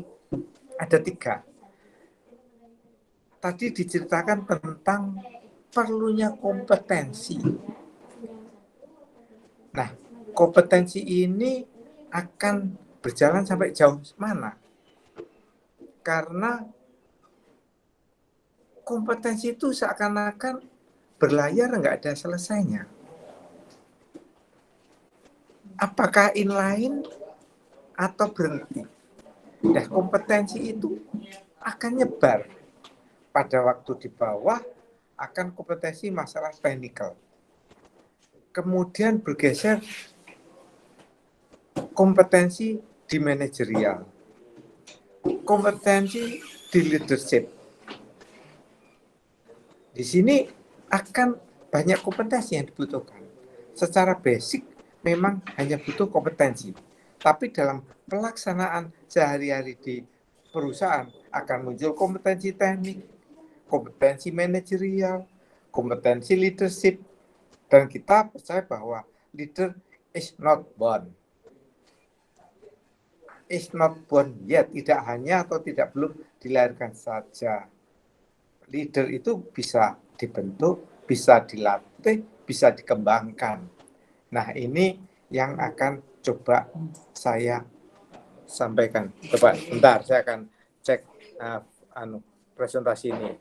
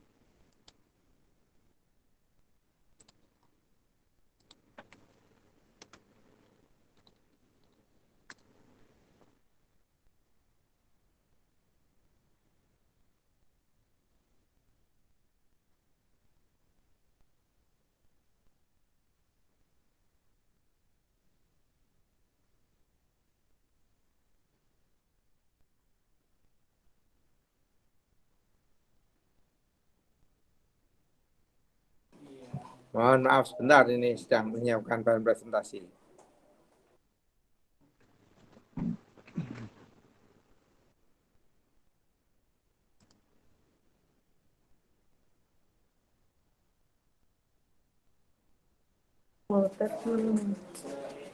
Oke, kita akan lanjutkan. Jadi ada 3 style of yang kompetensi tadi, nanti akan ditanyakan ke masing-masing itu. Anda pilih yang mana? Yang kedua, ini tahapan. Tahapan yang akan dijalanin oleh oleh masing-masing peserta ini. Ini akan ada tahapan baik ukuran bulan ke bulan, tahun ke tahun yang akan dijalani. Misalnya akan sangat berbeda orang ke orang. Misalnya dari sekarang Pak Yani, pasti beda tahapannya dengan yang lain. Pak Yani akan tahap pembelajaran, sosialisasi, kemudian intensifikasi. Ini akan. Dan yang di BIA juga sama. Hari akan coba sosialisasi. Apalagi yang belum berangkat. Yang belum berangkat ke Ambon ya. Jadi ke Ambon kan belum berangkat. Nanti baru pengenalan, sosialisasi dan sebagainya. Ini baru tahap pertama. Kemudian menjadi future leader ini butuh waktu yang cukup panjang. Sehingga tahap yang akan dikembangkannya perlu disiapkan. Ini ada tahapannya. Kemudian kita akan tanya tadi tentang nilai. Sekarang ada pertanyaan dari saya. Pak Wimbo, yuk. Izin Pak Wimbo. Silakan. Slide-nya masih di halaman judul, Pak. Apakah berputar nggak slide-nya nih, Pak? Maju. Slide-nya maju. Terus yang keempat, terus sampai ke grafik setelah ini, sampai grafik ini. Ya. Apakah sudah kelihatan sekarang? Apakah sudah kelihatan grafik? Sudah, Pak. Sudah, Pak. Changing requirement for success, Pak. Nah, ini dengan melihat ini, mohon masukan atau saya butuh komentar. Anda melakukan yang mana? Silakan, ini tidak harus semuanya, tapi kira-kira 4-5 orang saya butuh masukan. Dari melihat grafik ini, style Anda mau milih yang mana? Ini grafik ini ya. Grafik ini, tolong teman-teman lihat. Dari melihat grafik ini, Anda komentar. Anda mau milih yang mana? Silakan. Saya butuh masukan dari beberapa orang. Silakan. Nyoman Pak, buat Progo. Yuk, ya beli. Siap. Nyoman Rohim, yuk silakan. Kalau saya memilihnya di managerial skills. Ya. Nah, pertanyaannya tadi, ketika managerial skill tentang kompetensinya bagaimana? Nah, apakah melulu hanya managerial skill ataukah ada yang lain? Pertanyaan saya. Itu kan ada 3. Berarti Pak Nyoman milih yang managerial skill ya. Oke. Ya. Yang lain silakan. Izin Pak. Yuk, siapa nih? Iwan dari Kupang Pak. Oke, Kupang. Yang mau... Saya sama Pak memilih managerial skill Pak. Alhamdulillah. Oke. Jadi managerial skill. Oke. Terus yang lain. Izin Pak, dari Jul Pak, Jakarta. Silakan, Jul, silakan. Silakan. Menurut saya Pak, di setiap level, apakah misalkan termasuk manajerial ataupun misalkan di level manajemen tingkat atas. Oke. Hilang lagi wajahmu hilang. Jul, wajahmu dan menurut suaramu saya hilang, di cuma kalau kita misalkan masih di level manajerial low level, maka technical skill kita agak lebih besar dibandingkan leadership skill. Ya. Tapi ketika kita sudah banyak di area pengambilan keputusan, maka leadership skill kita yang mungkin harus lebih besar. Menurut saya jadi ketiga-tiganya penting, cuman level kedudukannya di struktur yang kemudian diikuti oleh skill mana yang akan lebih besar untuk dimiliki oleh seseorang. Demikian Pak Wibo. Terima kasih, Pak. Jul. Ya kira-kira begitu. Berarti menurut Jul adalah kita membutuhkan ini. Cuman tahapannya yang mana? Makasih Jul. Sudah mulai mengembangkan, sudah mulai nangkep bahwa ini tidak terpisahkan. Silakan. Jadi dari yang pertama baru manajerial, sekarang udah mulai mengembangkan dengan itu. Silakan yang lain. 1-2 Saya Pak. Silakan. Saya Pak dengan Rika. Ya. Ya, Pak, saya setuju dengan Joel, Pak. Karena ketika kita atau saya kemarin menjadi teknisi, skill saya itu harus dikembangkan pada saat saya sebagai teknisi tersebut, Pak. Kemudian ketika kita berkembang menjadi di titik di manajerial, tentu saja saya harus mengembangkan itu. Tapi berikutnya adalah leadership skill itu harus kita pelajari, Pak, karena semakin kita ingin mengarah ke atas atau leadership ini adalah yang terpenting karena kita bisa menginspirasi orang lain agar mau bertindak sesuai rencana dan kebutuhan yang telah kita tetapkan itulah Pak di leadership tersebut, Pak. Terima kasih, Pak. Terima kasih. Jadi ini kan cerita tentang pengalaman. Cerita kalau Adi tadi bilang skill. Dan dari Joel itu melihat ini masalah skill ini nggak bisa dipisahkan. Dari Rika akan sudah bilang bahwa ketika berjalan ini ya butuh ini. Ketika berjalan ini butuh ini. Oke, bagus sekali. Jadi ini grafik ini tidak berjalan sendiri. Grafik ini adalah alat yang kita perlu pakai. Ada yang saatnya kita pakai managerial skill, ada saatnya kita pakai technical skill.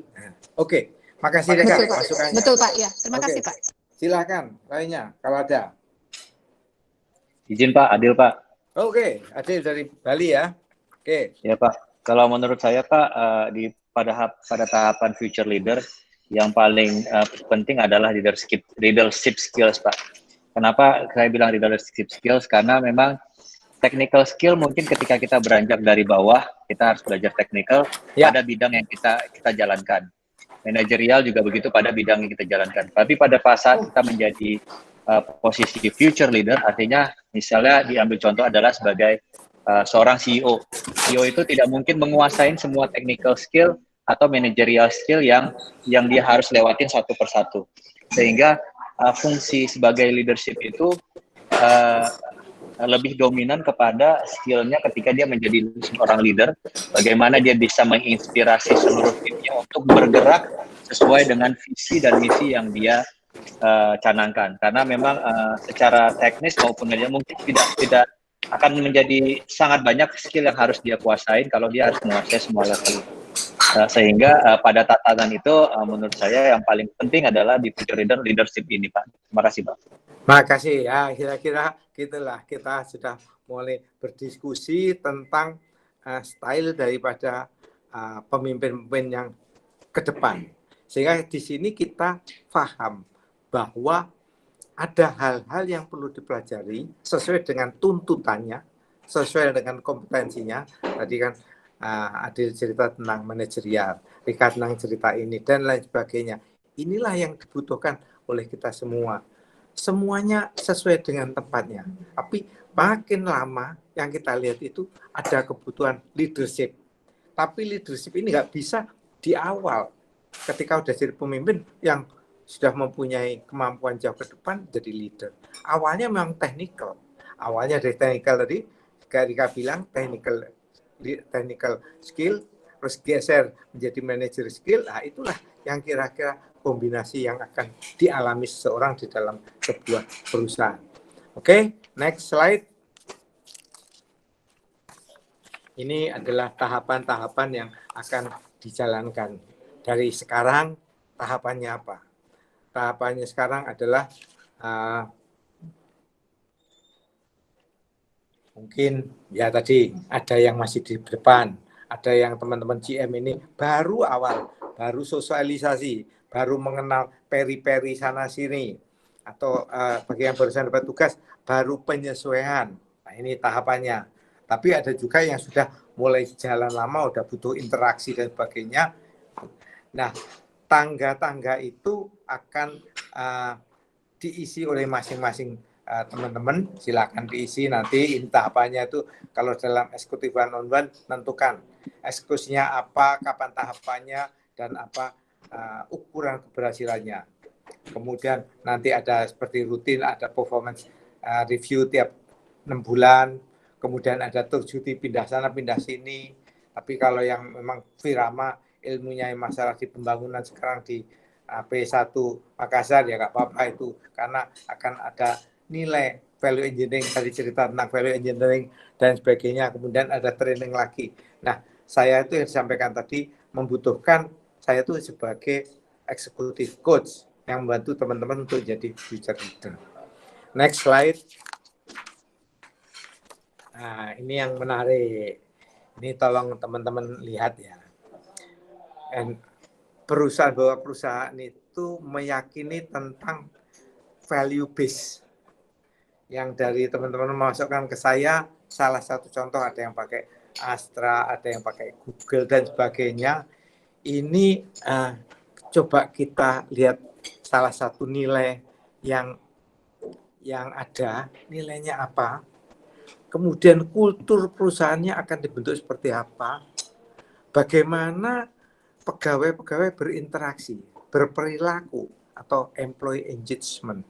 Ini berperilaku, kemudian kita dengan customer bagaimana relasinya, yang terakhir dengan shareholder-nya. Nah, ini yang memang agak berat sedikit karena membutuhkan sedikit pemikiran. Mungkin ada 1 atau 2 teman yang mau menyampaikan ini loh, value-nya seperti ini, karena saya lihat di beberapa jawaban pertanyaan itu sudah muncul pertanyaan tentang value dan contohnya ini. Silakan kalau teman-teman mau memberikan kontribusi.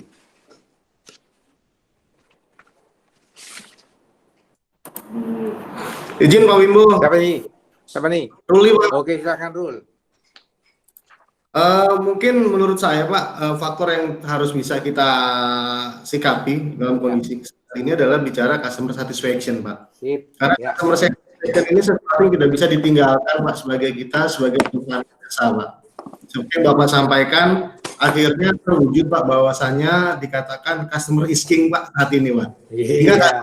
Action ini menurut saya satu hal yang cukup fundamental yang memang kita harus sikapi bersama, dan kita mulai fokuskan pada hal tersebut, sehingga dalam kondisi saat ini kita harus mempersiapkan, Pak, hal-hal yang bisa mensupport dari customer satisfaction, tentunya dengan mencari dalam kondisi melaksanakan survei-survei ataupun kita meningkatkan networking kita untuk bagaimana bisa menciptakan customer satisfaction yang mereka bisa sesuai dengan.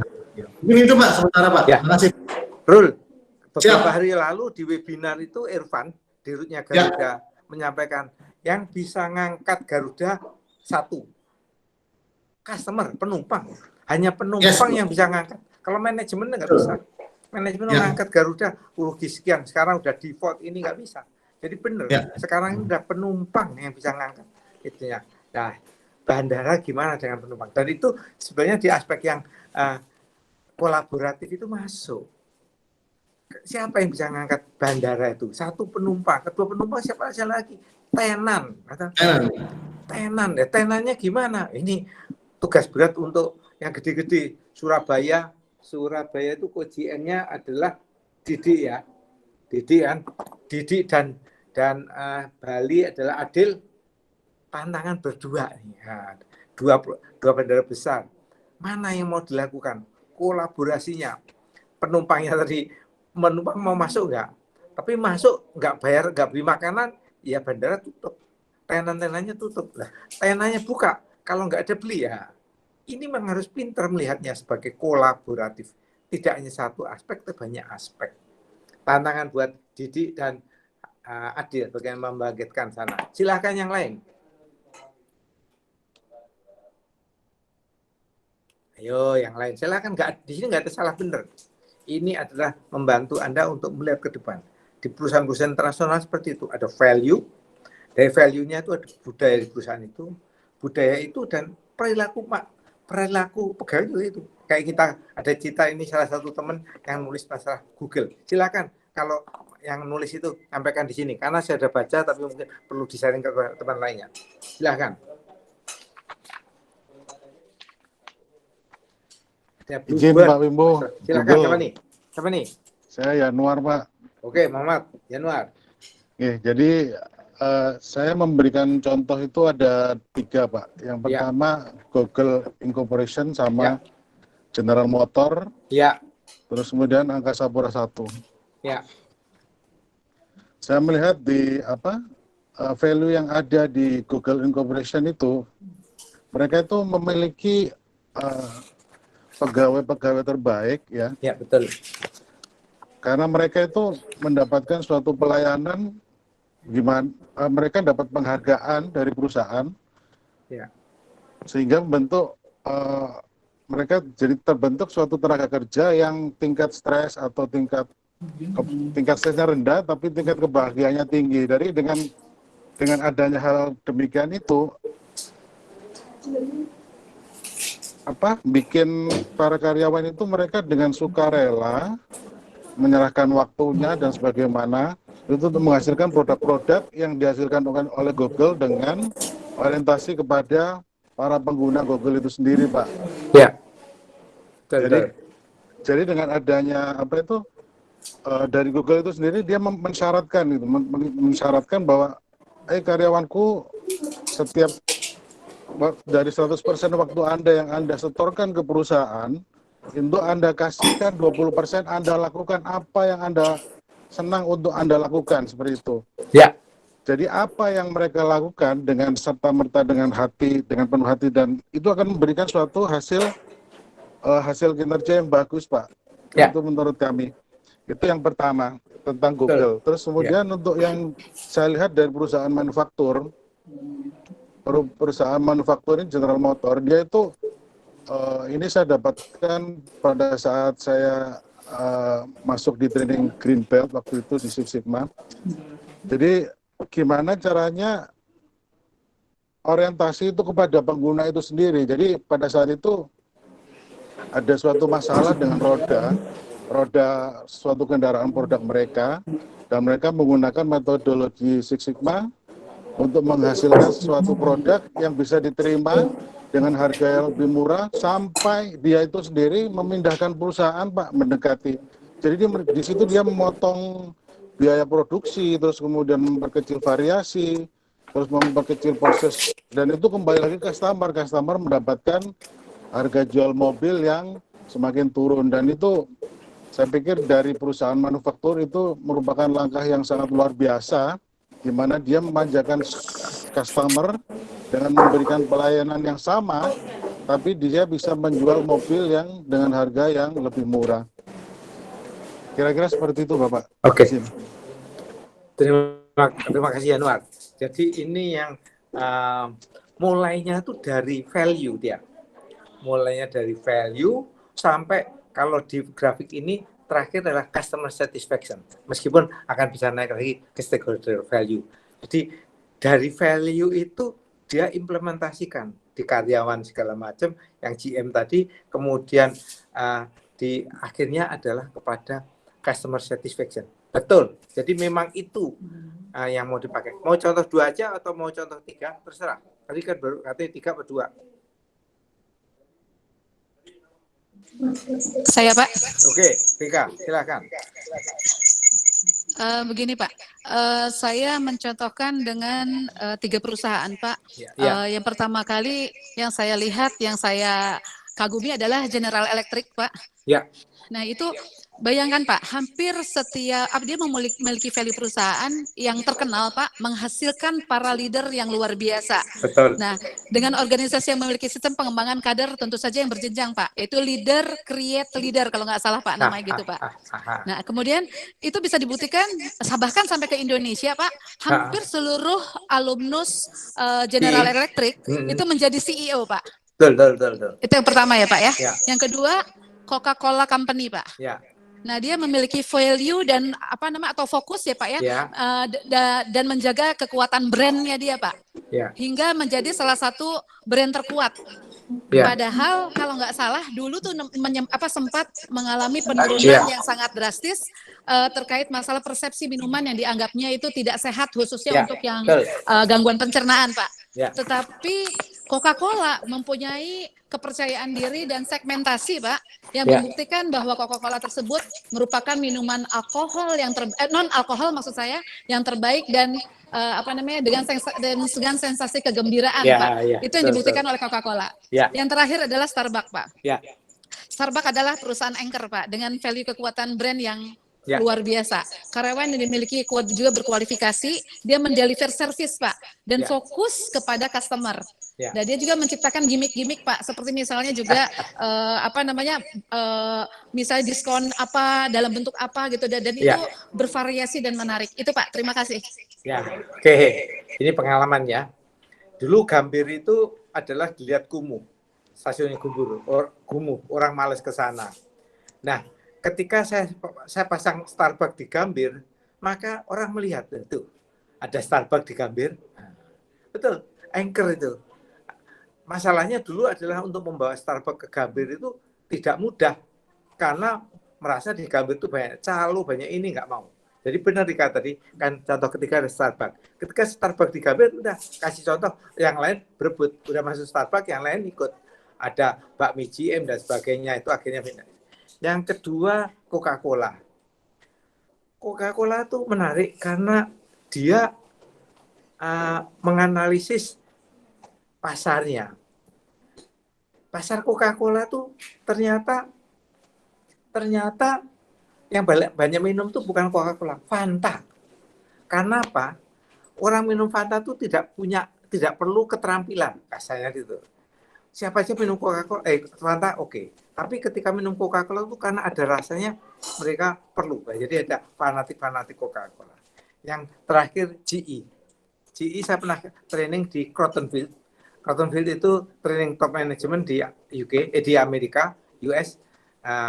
Dan di situ tahun 2010-2011 saya training sana. Itu cerita tentang disruption. Saya ikut disruption itu apa itu? Tapi ya training ikut aja. Ternyata di Indonesia terjadi disruption-nya sekian tahun kemudian. Ketika ada Gojek, orang tidak beli makan di situ, ataupun orang bisa fasilitas cleaning dan sebagainya. Yang itu sudah diceritakan mungkin kalau sekarang ya hampir 10 tahun lalu saya mendapatkan pelajaran itu disruption di GE, Crotonville, topnya sana. Jadi perusahaan-perusahaan itu memang mulainya dari value. Dari zamannya Thomas Alva Edison, terus kemudian sampai tahun 80-90 di mana yang terkenal GE hanya nomor 1 atau nomor 2. Nah, nomor 1 atau nomor 2. Yang lain nggak mau dia. Dia anak perusahaannya banyak nggak mau. Anak perusahaan boleh, tapi kalau dia nomor 1 atau nomor 2, yang lain tidak boleh. Makasih Rika, contoh-contohnya. Great. Silahkan, masih ada yang lain? Dedi Pak, Pulau Progo Pak. Dari Jakarta. Oke, Dedi, silahkan Dedi. Oke, terima kasih sebelumnya Pak Wimbo. Ya. Kebetulan saya milih Astra Pak. Kenapa Astra? Ada satu yang menarik, karena mirip Pak. Sebenarnya nilai value-nya Astra dengan kita. Dia hanya dia sebutnya sebagai catur dharma kalau Astra itu Pak. Ya. Artinya dia melakukan segala sesuatu apa yang dia bisa berikan kepada masyarakat maupun bangsa. Ya. Sebenarnya itu mirip dengan apa yang dimiliki oleh P1. Cuma perbedaannya adalah Astra yang dari hanya sebuah perusahaan otomotif, tapi sekarang dia bisa hampir semua lini bisnis dimasuki oleh Astra. Asuransi, pendidikan, tambang, infrastruktur, tol, betul Pak. Ya, bahkan dia tahun kalau tidak jadi ini mungkin 2020 dia ada satu tagline-nya dia Pak, Pride to Nation Pak, bangga menjadi kebanggaan negara Pak. Padahal kalau kita tahu Astra yang buat adalah keturunan Cina Pak. Ya, tapi dia benar-benar value-nya dia intinya berguna bagi masyarakat sekitar dan itu yang coba dia bangun Pak. Dengan ada yang disebut dengan Astra manajemen sistemnya dia begitu menghargai inovasi, tapi semuanya itu memang hanya dari situ Pak, dari value-nya dia yang ditanamkan oleh pendirinya Pak William, dan itu terus berkembang dengan inovasinya dia. Akhirnya kenapa saya juga menjadi pertanyaan saya, kenapa Astra itu engagement pegawainya itu sangat tinggi Pak. Ya. Dan iya karena memang secara sistematis Pak, dia sangat saya pernah baca bukunya itu seorang pekerja sawit Pak. Ya. Pekerja sawit di daerah Sumatera sana, dia pada suatu saat dia sering mengalami permasalahan kaitannya dengan mesin yang selalu rusak sehingga mempengaruhi panen pada hari itu. Akhirnya dengan berpikiran singkat dia memanfaatkan barang yang ada, dia mendapat ganjaran inovasi awards Pak. Itu dari nowhere, dari satu tempat yang tidak jelas. Nah itu yang akhirnya membuat itu ditunjukkan Pak, yang memberikan itu level manajemen top manajemennya. Akhirnya value yang mengatakan bahwa apapun yang dilakukan karyawan pasti akan dihargai sampai top level manajemen, itu luar biasa dilakukan di Astra, Pak. Ya, betul. Itu. Jadi itu yang saya setuju dengan Bapak, value menjadi salah satu yang perlu kita benar-benar pahami. Value perusahaan itu seperti yang dikatakan rekan-rekan juga berawal dari value yang ada di perusahaan tersebut. Kenapa saya mengangkat Astra itu tadi, Pak? Karena sangat sederhana, tagline-nya dia adalah berguna bagi masyarakat maupun bangsa, gitu, Pak. Nah itu ternyata sampai sekarang mungkin kalau kita lihat Astra luar biasa, Pak. Itu sampai kemana-mana dia, Pak. Sekarang semua lini mulai dari asuransi, bank, semuanya ada Pak Astra dengan Astra Grupnya. Dan bagaimana dia bisa mengkompetisikan antara anak perusahaan untuk membuat situ inovasi. Dan yang paling penting Pak di Astra, dan ini perlu mungkin kita contoh juga, dia punya ada tim khusus yang itu level top manajemen Pak, yang meng-create inovator baru di dalam Astra. Dan ini yang perlu kita tiru, Pak. Mungkin dari saya demikian, Pak. Terima kasih. Makasih. Astra pun juga di awal-awalnya motonya adalah maju bersama. Maju bersama. Karena dia punya yang tadi kolaboratif. Astra itu kan kuncinya di supporting. Jepang itu biasanya kuncinya di supporting. Termasuk Cina itu kuatnya di supporting. Logistiknya kuat. Amerika belum bisa ngalahin Cina. Karena iPhone segala macam buatan Cina, karena logistiknya luar biasa, supportingnya, sistem kolaboratifnya itu kuat sekali, apalagi Alibaba. Dan ini yang kuat sekali, dan ini menarik untuk belajar tentang Astra, bukunya juga menarik, itu jalannya. Saya setuju sekali, dan itu makasih Ted atas masukannya Astra. Tadi masih ada yang mau menyampaikan, siapa? Pak, Jakarta, Pak. Danu, siapa? Danu, Pak, Jakarta. Danu, Pak. Oke. Oh ya, Danu dulu. Danu, silahkan Danu. Izin Pak, tadi yang Bapak sebutkan kebetulan saya menulisnya Gojek Pak. Jadi Iya, betul. memang Gojek itu kan menurut saya suatu yang wow ya Pak ya, kalau untuk Ya. ukuran perusahaan nasional. Ya. Dan juga belum terlalu lama. Dan Ya. sebuah perusahaan di Indonesia yang dapat berekspansi di luar negeri. Ya. Dengan saya tertarik sama values-nya itu Pak, yaitu pertama kecepatan, kedua inovasi, dan dampak sosial. Ya. Mana Pak,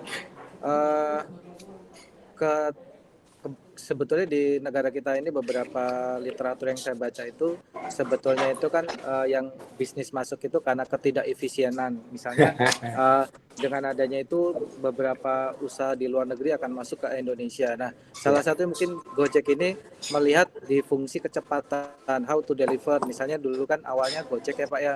Ya, Kemudian dia masuk ke Gokar dan sebagainya. Dia tanpa punya modal yang harus mempunyai omset, mempunyai modal aset mobil, dia bisa mengalahkan perusahaan taksi. Kemudian dia juga memberikan benefit kepada masyarakat mitranya Pak. Misalnya yang tadinya mereka itu cuman digaji berapa, begitu awal-awal Gojek itu mereka itu bisa mendapatkan pendapatan lebih Pak. Salah satunya yang pernah saya baca juga Pak, Gojek ini bisa menyumbang sekitar 44,2 triliun Pak untuk ukuran perusahaan yang baru untuk bagi perekonomian Indonesia. Kemudian juga di ekosistem UMKM Pak, sebagaimana kita tahu seluruh modal itu kan kebanyakan sebetulnya seluruh profiling dari bisnis itu sebenarnya paling banyak kan di UMKM Pak. Nah, dia menyentuh ke arah sana, sehingga kalau di ilmu sipil itu fondasi ekonomi itu kan di UMKM itu, sehingga mereka itu bisa kuat Pak, sehingga mereka pun bertumbuh, sehingga dengan adanya orang pesan, terus mereka tuh juga bisa hidup Pak. Kemudian dia juga mempunyai tagline itu cukup hanya dengan satu klik itu bisa mendapatkan macam-macam, dan Gojek pun bisa membuat portofolio bisnis yang cukup banyak. Misalnya dari kendaraan itu sudah ada Gokar, kemudian Gojek, kemudian juga menyentuh pada GoBills pembayaran, kemudian yang intinya memudahkan kita sebagai customer. Kemudian juga ini Pak dengan adanya Gojek ini di era pandemi ini, dengan adanya new normal ini, kemungkinan besar di beberapa literatur yang saya baca new normal ini adalah kita akan lebih mengutamakan dunia IT. Nah, di situ si Gojek itu sudah mulai memprepare, Pak. Nah, kebetulan juga alhamdulillah Pak, saya pernah diajak ikut SEM Batch 2 Pak, pelatihan setingkat senior manager Pak, sama teman-teman training Pak. Waktu itu kantornya Gojek Pak. Di situ yang luar biasa itu kan mereka itu bekerja tanpa absen. Cuman saya pernah menanyakan, loh ini bagaimana kalau misalnya mohon maaf orang itu nggak jujur. Satu hal Pak yang membuat saya istilahnya takjub lah. Intinya mereka itu, oh Pak, kalau misalnya kita tidak menyelesaikan pekerjaan kita Pak, itu membuat kita malu Pak. Nah setelah itu, kalaupun kita malu pekerjaan kita nggak selesai, itu akan membuat kita itu performanya nggak bagus. Mungkin itu Pak tambahan dari saya. Kalau saya menyikapinya Gojek ini merupakan perusahaan dalam negeri dengan waktu yang singkat, berbekal suatu hal yang simple, cuman dia bisa menguasai banyak hal dan mempunyai portofolio sehingga dia memberikan dampak sosial kepada pendapatan masyarakat, negara, kemudian juga bisa menolong bottom dari ekonomi yaitu UMKM. Mungkin itu Pak pendapat saya Pak. Oke, makasih Danu. Gojek itu memang fenomenal. Yang saya cerita tadi, tahun 2010-an 2011 saya training di Crotonville-nya GE yang ceritakan oleh Rika. Itu tentang business disruption, bisnis yang berubah. Tapi belum terbayang bahwa bisnis berubah itu seperti apa. Yaitu Gojek itu yang merubah bisnis, yang jadi berubah semuanya dari segala aspek, termasuk pembayarannya, GoPay dan sebagainya, itu yang merubah. Ketika saya memperkenalkan mobile banking, kira-kira tahun 2003, 17 tahun lalu, itu kita mempromosikan ke setiap orang. Pakailah mobile banking, pakailah SMS banking. Masyarakat belum tercipta. Tapi ketika sekarang GoPay, waduh, masyarakat sudah terasa nggak perlu download. Karena BCA dulu, kita harus datang ke BCA, download, wah nggak bisa. Akhirnya ada cara kita pasang di SIM card-nya. Itu pun masih harus di SIM card. Begitu Gojek langsung bisa download ada apps, wah itu yang merubah bisnis. Dulunya harusnya ke bank, harusnya ke sini, berubah semuanya. Bahkan sekarang bikin rekening aja nggak perlu datang di bank. Dulu ini memang bank masih punya double standar. Kalau Bapak Ibu datang ke bank membuat rekening itu berlembar-lembar tanda tangan, Tapi kalau pakai apps itu bisa langsung. Nah, ini kan mereka masih double standar. Ini karena mereka masih ragu-ragu. Jadi apps pun termasuk BCA akan memperkenalkan kalau ngambil duit di kasir lebih mahal dibandingkan di ATM. Ini masih transisi. Makasih Danu. Mungkin ada satu atau dua lagi yang tadi masih ada mau memberikan masukan. Ya, Pak, Jul Pak, Jakarta Pak. Silakan Jul. Sedikit aja Pak. Jadi kita sepakat bahwa perusahaan yang sukses punya core values yang bagus dan tentu saja bukan hanya statement tapi menjadi culture dan menjadi budaya buat perusahaannya dan keberhasilan itulah yang diukur dengan baik kepuasan pelanggan maupun stakeholder lain. Nah, contoh saya mengambil ada beberapa Pak, tapi mungkin saya highlight dari value dari Changi Airport Pak. Di situ, di situ ada satu hal dia memang juga bilang dia committed kepada customer-nya. Tapi yang mau saya highlight kembali adalah Changi Airport ini dalam value-nya dia melihat bahwa keberhasilan Changi Airport dia bilang we succeed with our partner. Jadi dia tidak sukses sendiri, dia juga berhasil dengan partner. Ini tadi yang saya highlight juga dengan network capacity building dan yang Bapak sampaikan sebagai kolaborasi. Karena kalau kita terjemahkan ke bisnis bandara yang multi provider ini kan berarti kita memang juga harus nilai-nilai kita itu udah harus kita pegang bahwa kita bisa hidup dengan partner kita yang lain. Tadi yang Bapak sebut Senang, kemudian airlines.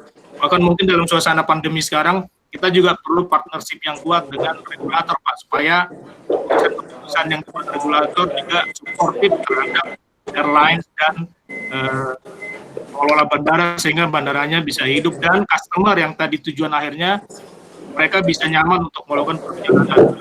Saya kebetulan di keuangan Pak, kalau kita keuangan bilang cash is king, kalau sekarang sama sejalan dengan yang Pak sampaikan tadi, customer is king Pak.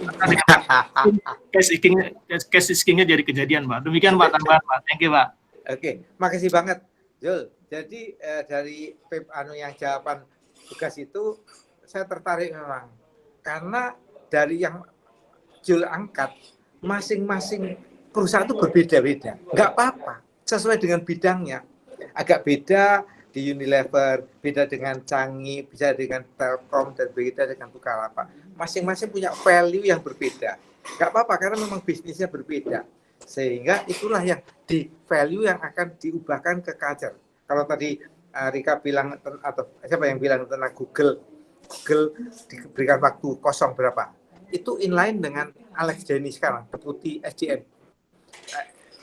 BUMN, dia bilang pegawai itu sebaiknya dikasih duit. Nah dia training apa? Pegawai yang menentukan. Nah, tadi inline dengan Google, tapi Google dikasih waktu, kalau ini dikasih uang. Rasanya kasih uang. Mau training itu waktu sih di BPJS tenaga kerja juga sama. Training ada executive development, mereka dikasih 10 juta, tapi tidak boleh diambil uang. Boleh diambil training, boleh diambil coaching dan sebagainya. Itu yang mendukung Alex Denny. Karena Alex Denny kan dulunya Direktur SDM Jasa Marga, karena jadi Deputi SDM. Dia udah bilang pegawai itu dikasihkan duit aja. Waktunya kapan? Dan sebagainya. Termasuk bisa dikembangkan yang lain. Ini dari yang saya sampaikan, karena waktu saya terbatas. Sebelum kita selesai, saya minum dulu. Ini kopi susu Bu Lurah, kopi susu paling enak se-Indonesia, kata Pak Lurah. Terima kasih waktunya. Di mana tuh Pak kopinya, Pak? Kopinya di mana tuh? Di rumahnya Bapak. Di warung saya. Anak saya. Keren tagline-nya Pak. Reuni Pak, reuni. Iya siap. Saya akan kirimkan bahan-bahan presentasi karena memang kita workshop ini butuhnya waktunya agak lama, nggak bisa sejam 2 jam, butuh waktu lama. Kalau nyampaikan material akan bisa, tapi ini waktunya saya dibatasi sampai jam 12. Jadi kita akan wrap up. Yang pertama saya harapkan rekan-rekan membawa golden nugget oleh-oleh, yaitu tentang nilai value, sebuah nilai value. Yang kedua adalah will of future leader. Dua hal ini akan jadi bekal untuk berikutnya. Nanti bahannya akan saya kirimkan ke Bu Nining. Bu Nining akan sebarkan seluruh panitia. Tapi kalau nanti ada masih waktu untuk workshop lagi, saya akan meneruskan bahan presentasi ini. Tapi yang penting adalah saya ingin semuanya merasakan sesuatu, bahwa ke depan harus berpikir, ke depan harus berinovasi, ke depan harus menyelesaikan. Itu yang ingin saya sampaikan. Saya akhiri, kalau ada kekurangan dari saya mohon maaf, dan kita moga-moga kita ketemu lagi dalam baik yang bersama workshop bersama atau one-on-one coaching, executive coaching. Terima kasih. Wassalamualaikum warahmatullahi wabarakatuh.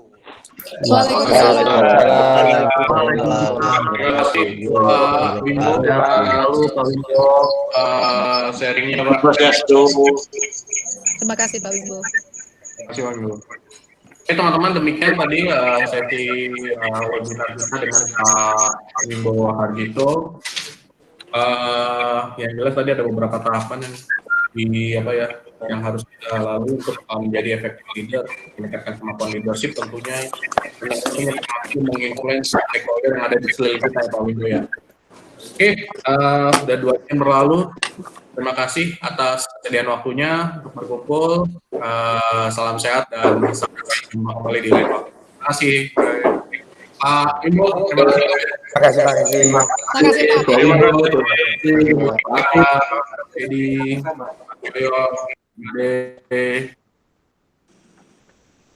Makasih Om Apip.